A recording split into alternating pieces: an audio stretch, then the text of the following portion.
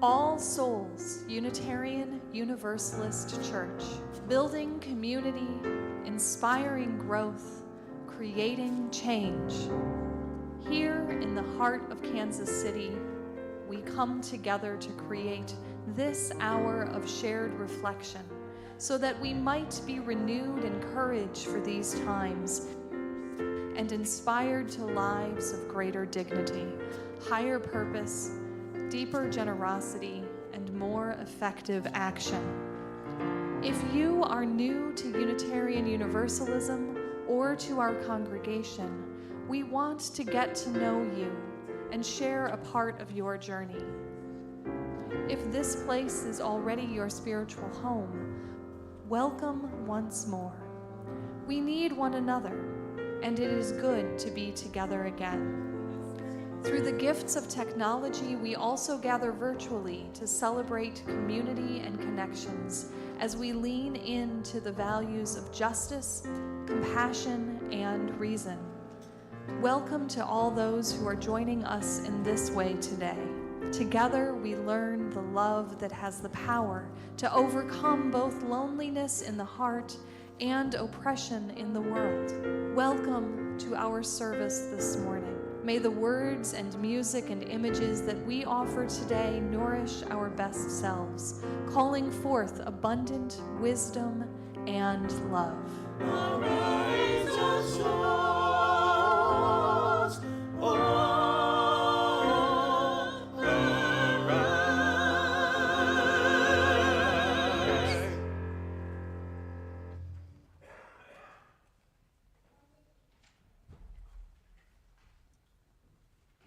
Good morning. It's nice to see all of you here today.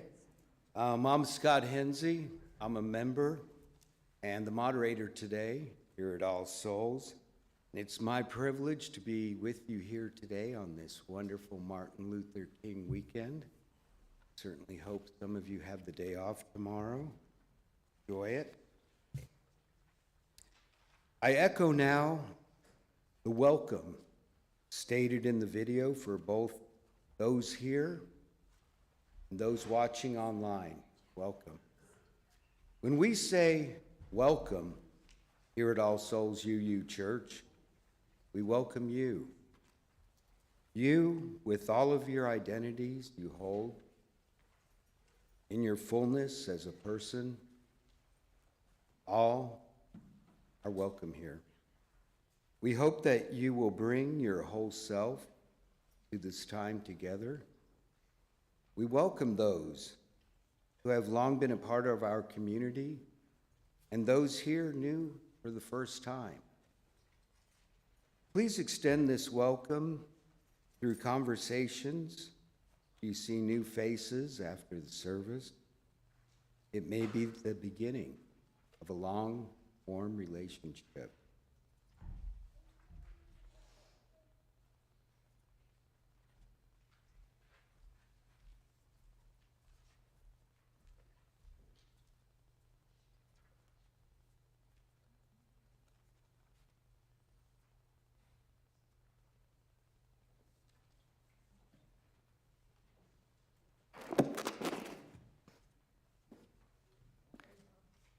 It is not by chance that you arrived here today. You have been looking for something larger than yourself. Inside of you, there is a yearning, a calling, a hope for more, a desire for a place of belonging and caring. Through your struggles, someone nurtured you into being, instilling a belief in a shared purpose, a common yet precious resource that belongs to all of us when we share. And so you began seeking a beloved community, a people that does not put fences around love, a community that holds its arms open to possibilities of love, a heart home to nourish your soul and share your gifts. Welcome home.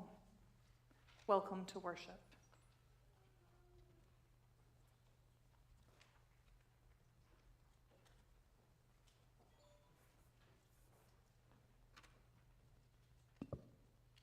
Good morning. My name is Tori, and I like this chalice for journeying towards spiritual wholeness by working to build a diverse, multicultural, beloved community by our actions that accountability dismantle racism and other oppressions in ourselves and our institute.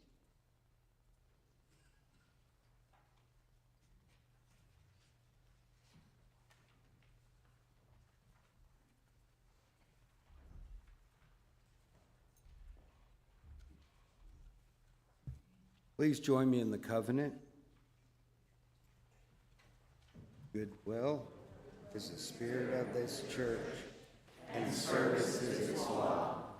This is our great covenant, to dwell together in peace, to seek the truth in love, and to help one another. Please remain standing as you are able, and as we join in this song, I woke up this morning.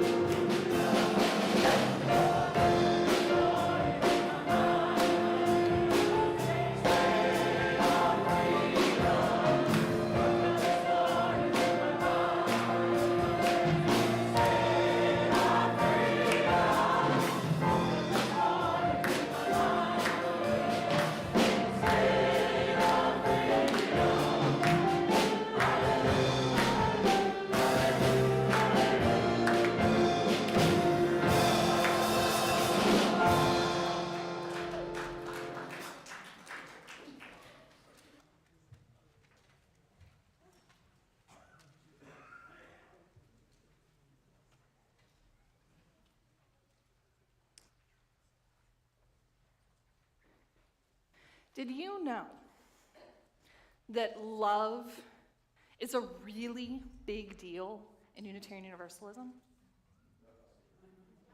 I bet you did, because we just can't stop talking about it. Love this, side with love that. Justice is what love looks like in public, and we're not the first ones to say that. Dr. Colonel West was, but we love it so much that we sing it back to him and the universe all the time. There was once a scientist guy who asked all kinds of people, not just Unitarian Universalists, what they thought of love and how important it was for them. And his name was Robert Miller. And it turns out that of all of the groups he studied, whether they were religious or not religious, UUs rank love as a core value more often than anybody else does. We are people about love, and I guess love really is a big deal for Unitarian Universalists. And I want you to remember that, because we're going to come back to it later. Another big deal in Unitarian Universalism is our 7 principles. They are a big part of our covenant with one another. We know that they are such a big deal because we have so many ways to talk about them, to make sure that all of the different brains and bodies and ages understand them. So there's this way, which is just a list in English. And then there's this way, which is the list in Spanish. And you can even see our principles in languages like Arabic and Thai. Who would have known? That's all on our website. And then there's this way, which is language for kids. Now there's this cool principles wheel by Reverends Ian Riddell and Kimberly Debus, which shows not a linear way of thinking about the principles, but puts them on a wheel instead. Different way to think about their relationships. So there are so many ways to think about our principles, and all of them are focused on the 7 principles. When Unitarian Universalists first came into being in 1961, there were only 6. There were only 6. And our 7th principle, the belief in the respect for the independent web of all existence of which we are a part, that principle was proposed in 1985 and added in 1987. And our principles haven't changed since 1987. Now, there's one other way that we can imagine our principles that was originally suggested by Reverend Barbara Wells Ten Hove. And it's called a keystone arch. It's like this doorway through which we could enter into what this faith calls us towards. And it's kind of cool because the 4th principle, which is the free and responsible search for truth and meaning, that's at the center, holding together the space for us to balance between each individual's inherent worth and dignity and the needs of the great community of which we are a part. But do doorways or archways ever exist by themselves just floating in the air? No, not really, right? They're usually stabilized on the ground, part of a larger building or a structure. So maybe there's a principle that's still missing. Just like we figured out 36 years ago when we decided that the 7th principle was missing. Maybe the missing principle is the ground upon which the doorway is built. And maybe it's the whole house of love that we're always trying to create for ourselves, each other, and the world. Maybe if we add an 8th principle, we will get closer to the beloved community that we dream about, where there is no oppression of any kind, where we can say Black Lives Matter, but we don't have to because they already do. I want to be part of building this house of love. Do you? So please join us in singing our children to their classes.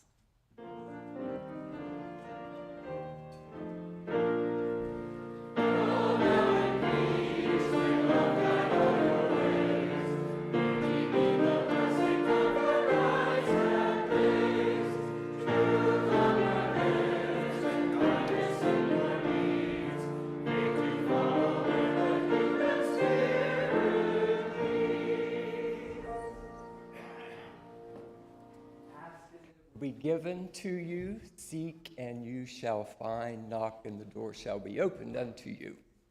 Well, it's my pleasure to announce that it has been given, we have found, and the door has been opened. We met the challenge.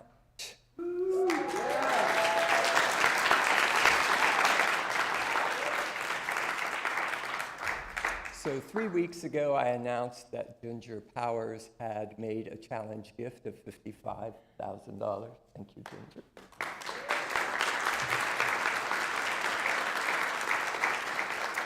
And then Bob Miller donated the first $20,000 towards that matching gift. Thank you, Bob.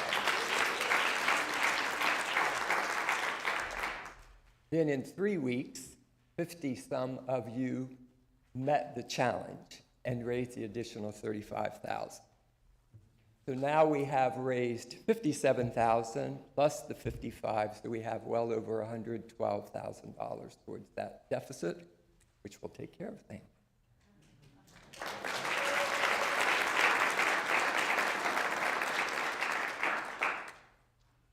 The theme adopted by the Stewardship Committee for this year's pledge campaign is the practice of gratitude, and this will be a wonderful place to start. We are grateful for the challenge, and we're grateful that we could meet the challenge. So thank you, everyone who contributed. So as we shift to today's offering, let's carry on with this practice of gratitude. And so we'll have a short responsive reading. And so if you remain seated, and if you recite the lines in bold, we will go forward.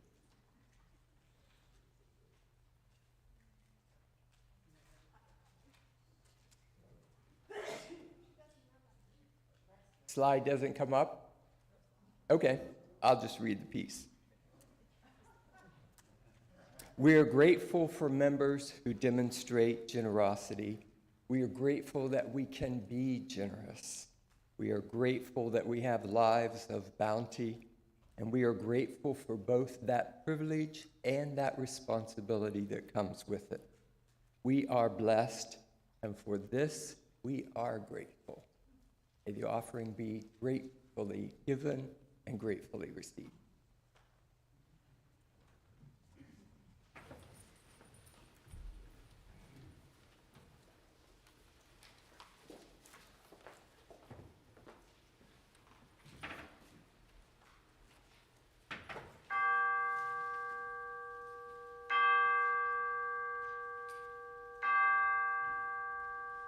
When Israel was in Egypt's land, let my people go.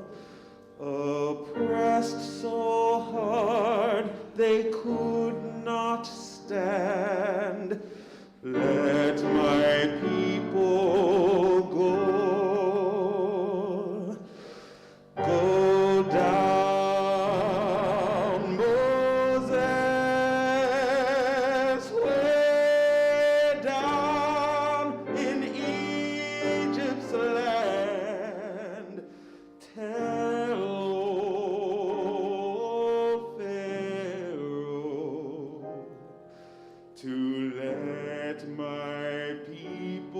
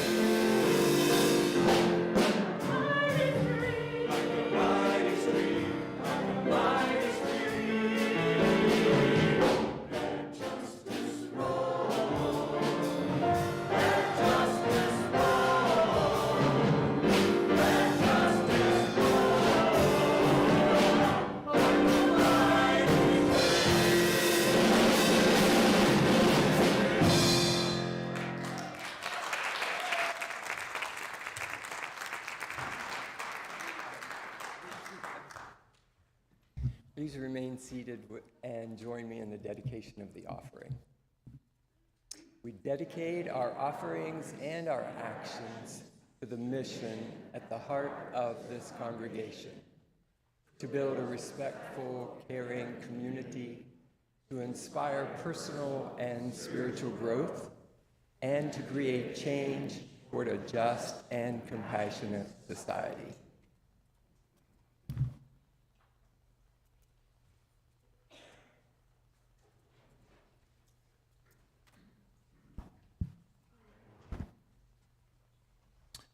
The beloved community is a term that was first coined in the early days of the 20th century by the philosopher-theologian Josiah Royce, who founded Fellowship of Reconciliation.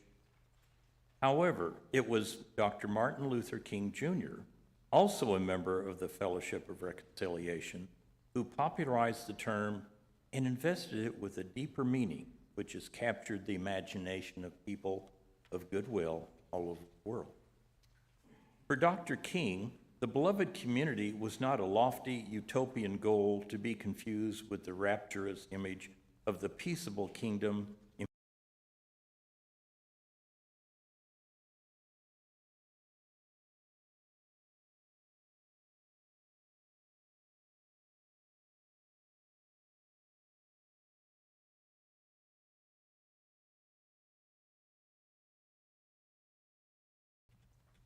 In a 1957 speech, Birth of a New Nation, Dr. King said, "The aftermath of nonviolence is the creation of the beloved community. The aftermath of nonviolence is redemption. The aftermath of nonviolence is reconciliation. The aftermath of violence is emptiness and bitterness." A year later, in his first book, Stride Toward Freedom, Dr. King reiterated the importance of nonviolence in attaining the beloved community. In other words, our ultimate goal is integration, which is genuine intergroup and interpersonal living. Only through nonviolence can this goal be attained. For the aftermath of nonviolence is reconciliation and the creation of the beloved community. The core value of the quest for Dr. King's beloved community was agape love. Dr. King distinguished between three kinds of love: eros, a sort of aesthetic or romantic love; philia, affection between friends; and agape, which he described as understanding, redeeming goodwill for all, and overflowing love, which is purely spontaneous, unmotivated, groundless, and creative. The love of God operating in the human heart. He said, "Agape does not begin by discriminating between worthy and unworthy people. It begins by loving others for their sake and making no distinction between a friend and enemy. It is directed toward both. Agape love is seeking to preserve and create community." One expression of agape love in Dr. King's beloved community is justice, not for any one oppressed group, but for all people. As Dr. King often said, injustice anywhere is a threat to justice everywhere. He felt that justice could not be parceled out to individuals or groups, but was the birthright of every human being in the beloved community. "I have fought too long, hard against segregated public accommodation to end up segregating my moral concern. Justice is indivisible."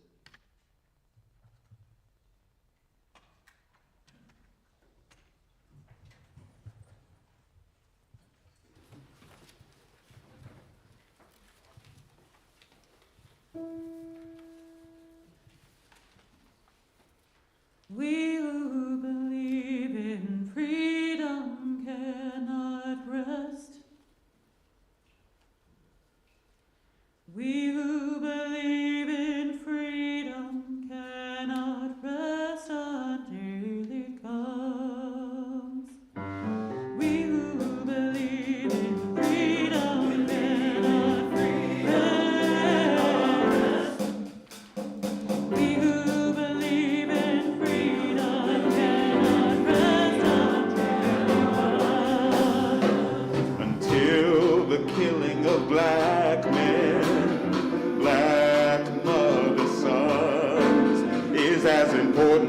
the killing of white men, white mother sons.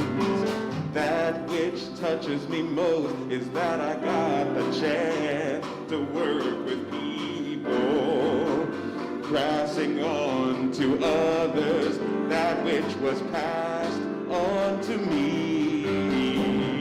We who believe in freedom cannot rest.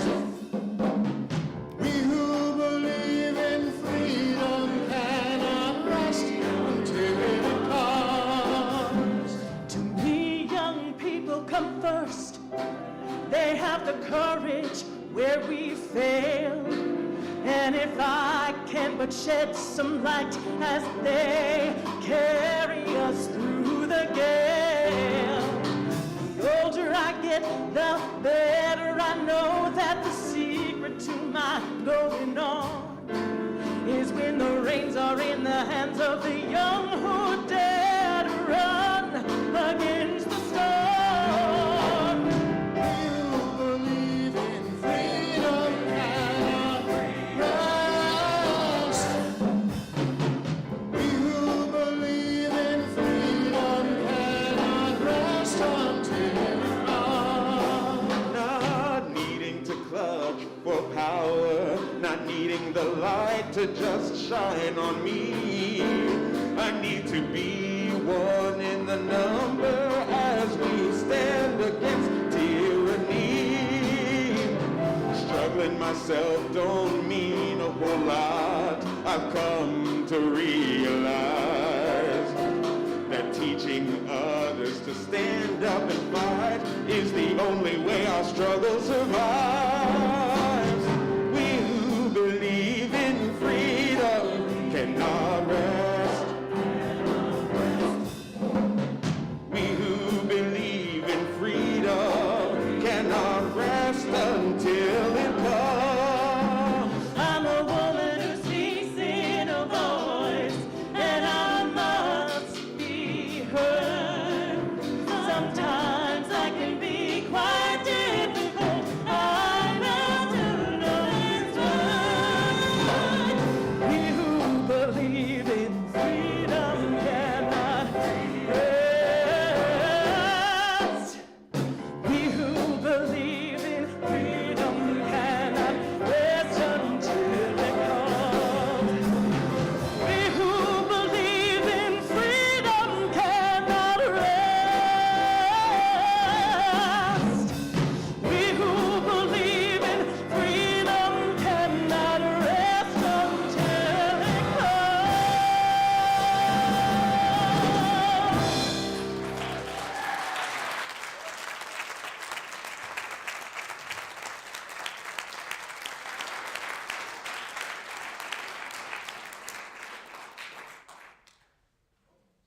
You guys are fantastic.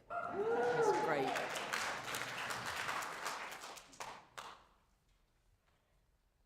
Let me begin with the 7 principles we all know, unchanged since 1985. We, the member congregations of the Unitarian Universalist Association, covenant to affirm and promote the inherent worth and dignity of every person, justice, equity, and compassion in human relations, acceptance of one another, and encouragement to spiritual growth in our congregation, a free and responsible search for truth and meaning, the right of conscience and the use of the democratic process within our congregations and in society at large. The goal of world community with peace, liberty, and justice for all. Respect for the interdependent web of all existence of which we are a part. Finally, the 8th principle, which has been adopted by 231 UU congregations so far. It's a long one. Journeying towards spiritual wholeness by working to build a diverse, multicultural, beloved community by our actions that accountably dismantle racism and other oppressions in ourselves and our institutions.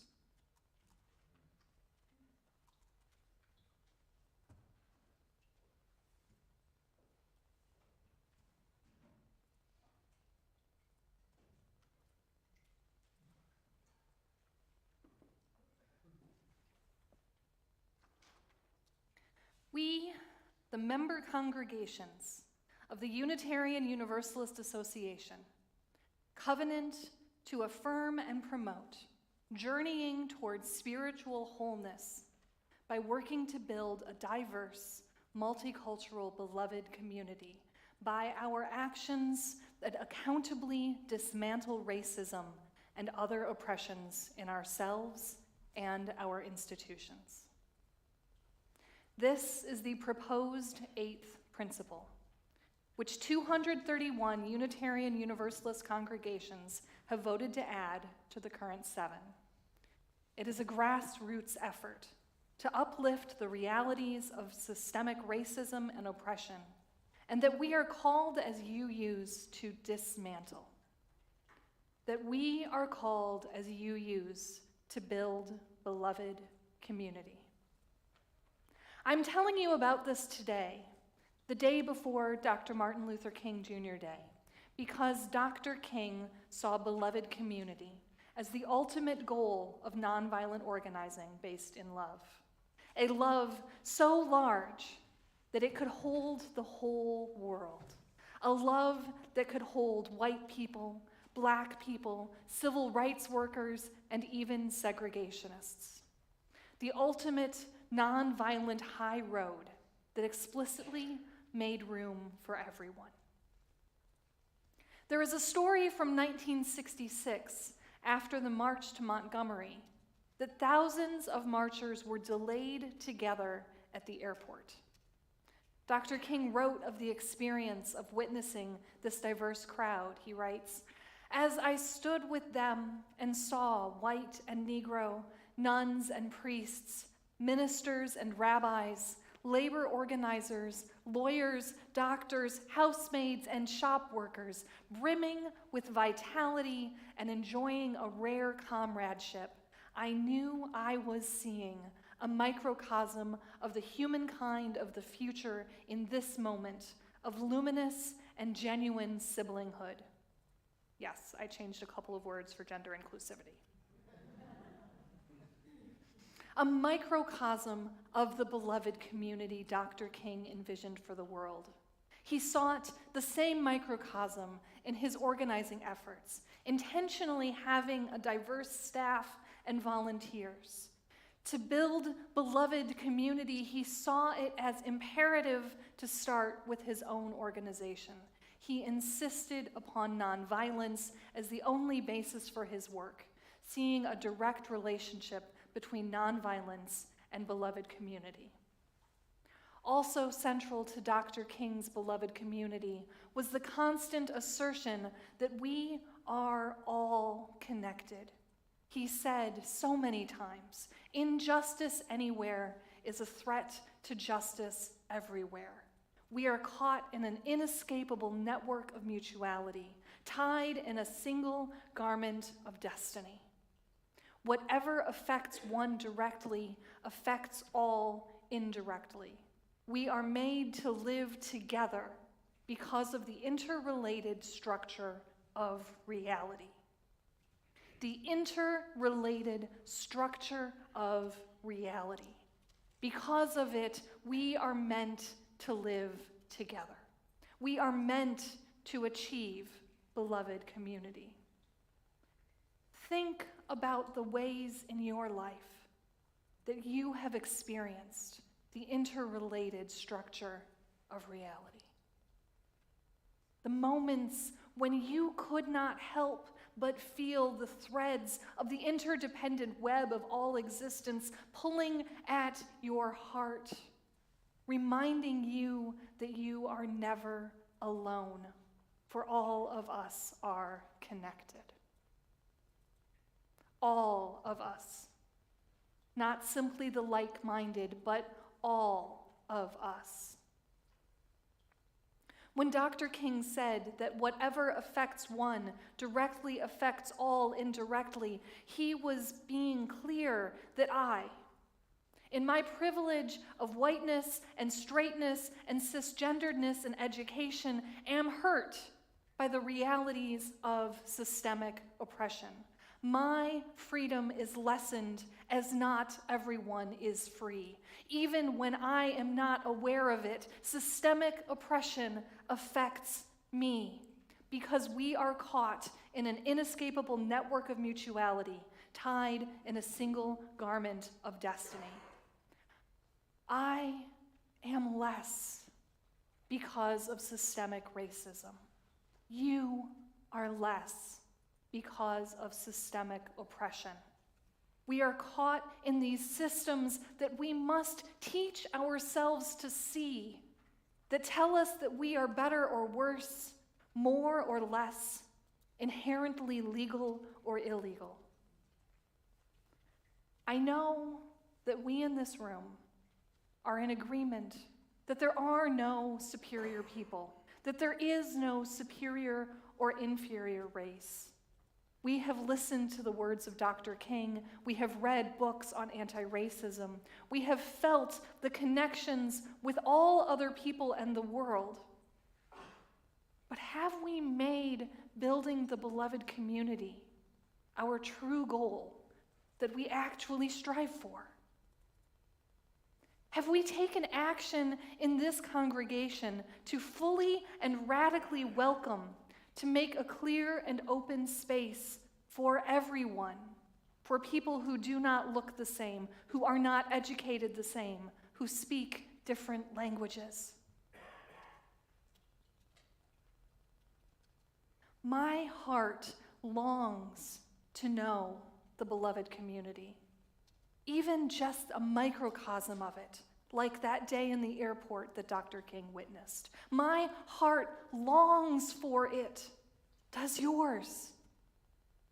Do you imagine people of all kinds sitting together here on a Sunday morning, all different and yet together, bound by the presence of love? Beloved community, we can seek a diverse, multicultural, beloved community together. In 1966, Dr. Martin Luther King spoke to the Unitarian Universalist Association's General Assembly as the Ware lecturer. He spoke to us. And he told us to wake up and stay awake through the revolution. He asked us to engage in legislation, and he was clear in 1966 that while progress had been made in race relations, Black people still were not free. It's 57 years later. His words still ring true.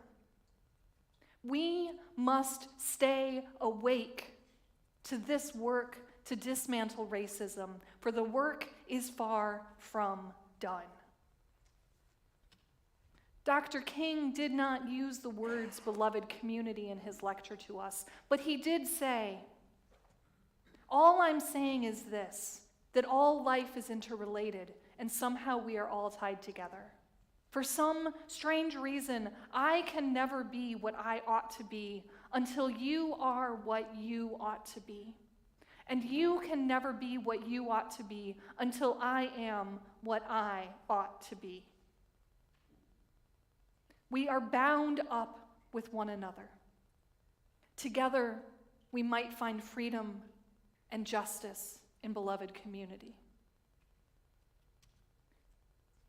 We, the member congregations of the Unitarian Universalist Association, covenant to affirm and promote journeying towards spiritual wholeness by working to build a diverse, multicultural, beloved community by our actions that accountably dismantle racism and other oppressions in ourselves and our institutions. We are being asked by UU leaders of color and Black lives of UU to adopt this, the eighth principle. We are being asked to formally commit to the work of building beloved community in this congregation and in the wider community. Kathy Weil, Anna Sujovic, and Marilyn Carpenter are leading the effort here at All Souls to consider this new principle and to vote on it at our next annual meeting in May. And I will just point out that Kathy Weil will be in the foyer after the service so that you can talk with her more. I'm preaching on this morning because I want you to vote for this principle. And I don't want you to take this vote lightly. Adopting the eighth principle is a major commitment. It is not simply a statement that we believe that anti-racism and anti-oppression are important to address. To adopt the eighth principle is to say that we will make this work central to all that we do as a church. We will be committing to understanding our own spiritual wholeness through the lens of beloved community. We are not spiritually whole until our community and the world is spiritually whole. None of us can be whole while systemic oppression continues. There is also the hope that our spirits will find fulfillment through the work and the diverse relationships that we will build. We will be committing to building a diverse, multicultural congregation. This is challenging work and will require everyone to engage in learning about multiculturalism and anti-racism. All of us will need to welcome changes in all areas of the church, from how we welcome people to the ways in which we have worship services to how we even hold meetings. Part of the kind of radical welcome we will need to extend is to understand how whiteness is a part of how we exist as a church, which we will need to intentionally examine and change. We will be committing to being held accountable and actually doing this work. We will need to find ways to connect with people of color in the congregation or beyond it to demonstrate that we are indeed taking actions to dismantle racism.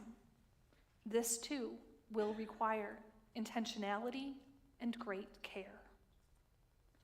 We will be committing to dismantling racism and other oppressions in ourselves and our institutions. Personal work as individuals to learn about racism and white supremacy culture and to engage in freeing ourselves of its grasp.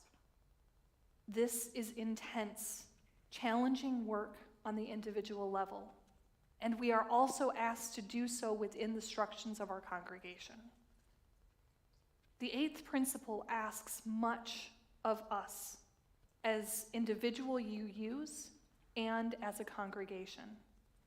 It's intimidating. I will admit, I am intimidated by this. Yes, this is the truest work that we are called to do. We long to know the joy of being part of beloved community, where we will be in relationship with people from diverse backgrounds, all learning together how to be in meaningful relationship. This is why we come to church, to be part of a meaningful community. And for the most part of our community, as it currently exists, is missing so much of what it could be. When we make this commitment, and I'm going to say when, because I already see the strength in this congregation, your openness to take on difficult things, and your interest in pursuing justice. So when we make this commitment, we will be joining the 231 congregations who have already taken this step. And it will only be the first step in pursuing beloved community. By joining the other 231 congregations, we are affirming that this is the work of the Unitarian Universalist Association and contributing to the grassroots effort that seeks for beloved community and anti-oppression to be included nationally in our principles. Our principles are part of Article 2 of the Unitarian Universalist Association bylaws. Our principles are in our bylaws because that makes sense. But that's where they are. That's what they are. They are a part of our bylaws. And there is currently a study commission doing the hard work of proposing revisions to the entirety of our principles. Because it's in the bylaws that we must consider updating this section at least every 15 years so that our principles stay current to the demands of the times, how our faith is evolving, and to prevent our principles from becoming a creed. Ours is a living tradition, and we must allow its documents to change along with its own self. The proposed changes, the latest version of which will be published, I think, in the next week or two, explicitly incorporate the spirit of the eighth principle. I and so many other UU leaders are hopeful that the revised principles will pass at General Assembly this year and a second time next year in order to make this change to the bylaws. Doing so will solidify our faith's commitment to building beloved community. And now you may ask, why are we as a congregation adopting the eighth principle when the entirety of the principles is possibly going to change in the next couple of years and change in a way that incorporates the eighth principle? It's confusing. But we're doing this because we want to be clear as a congregation that we are committed to the work of anti-racism, anti-oppression, and beloved community. Just because the national principles change, congregations do not have to change how they do things. By making the step of adopting the eighth principle, we will affirm our commitment and shift our focus to bring about beloved community here. Because you can never be what you ought to be until I am what I ought to be. We will do this because we believe in the all-encompassing agape love that calls us into relationship with those around us, the love that connects us all. Dr. King said, "And I say to you, I have also decided to stick with love, for I know that love is ultimately the only answer to humankind's problems." And I am not talking about emotional bosh when I talk about love. I'm talking about a strong, demanding love. I believe in a strong, demanding love that calls me to work for a world that seems impossible right now, that calls all of us to step back from our own experiences, to open our minds and hearts to challenging truths, that demands us to change our congregations and our very selves to truly make room here in these walls and out in the world for beloved community. I believe in the strong, demanding love. It is here inside of me, calling me forward. It is inside of you, pulling you into the life-changing, heart-opening work. I am ready to submit to that strong, demanding love and to bring it out into the world until we know the wonders of beloved community. We are ready for beloved community. May it be so, and amen.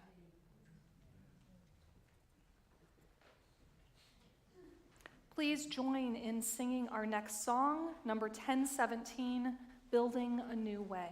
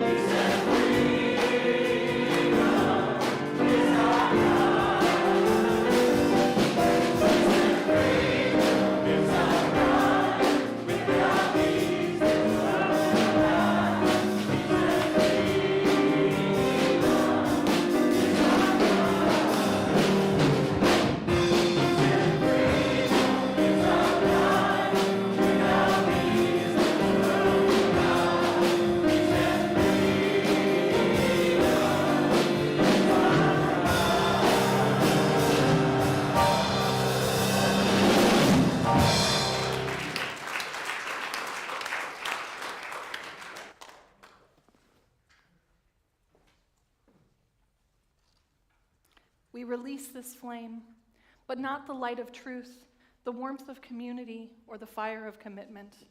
These we carry in our hearts until we are together again.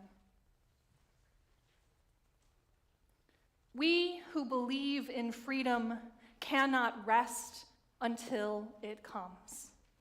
May we be called into our future, called to build the beloved community within these walls and throughout the world. Go in peace.